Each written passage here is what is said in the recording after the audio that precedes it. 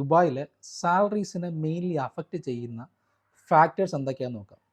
So അതിൽ first വരുന്നതാണ് നമ്മുടെ കമ്പനിയുടെ ഇൻഡസ്ട്രി. സോ ഓരോ കമ്പനിയുടെ ഇൻഡസ്ട്രി മാറുന്നതനുസരിച്ച് നമുക്ക് കിട്ടുന്ന ഒരു സാലറി പാക്കേജ് മാറാം. ഫോർ എക്സാമ്പിൾ, ഇപ്പം നമ്മളൊരു ഡിജിറ്റൽ മാർക്കറ്റിംഗ് സ്പെഷ്യലിസ്റ്റ് ആയിട്ട് ഒരു ലോജിസ്റ്റിക്സ് കമ്പനിയിൽ വർക്ക് ചെയ്യുന്നതും നമ്മൾ ഒരു ഫൈനാൻസിങ് കമ്പനിയിൽ വർക്ക് ചെയ്യുന്നതും രണ്ടും ഡിഫറൻ്റ് ആയിരിക്കും. ഓക്കെ, ഈ രണ്ട് ഇൻഡസ്ട്രിയിലും കിട്ടുന്ന ആ ഒരു കമ്പനിയുടെ റവന്യൂ അല്ലെങ്കിൽ ആ കമ്പനി ജനറേറ്റ് ചെയ്യുന്ന സെയിൽസ് എന്ന് വെച്ച് കഴിഞ്ഞാൽ ഡിഫറൻ്റ് ആയിരിക്കും. സോ ഓരോ ഇൻഡസ്ട്രി മാറുന്നതനുസരിച്ചും നമ്മളുടെ സാലറി പാക്കേജ് മാറാം. ഓക്കെ, സോ പിന്നീട് വരുന്നൊരു ഫാക്ടറാണ് നമ്മളുടെ സ്കിൽസ് അല്ലെങ്കിൽ നമ്മളുടെ എഡ്യൂക്കേഷൻ എന്ന് പറയുന്നത്.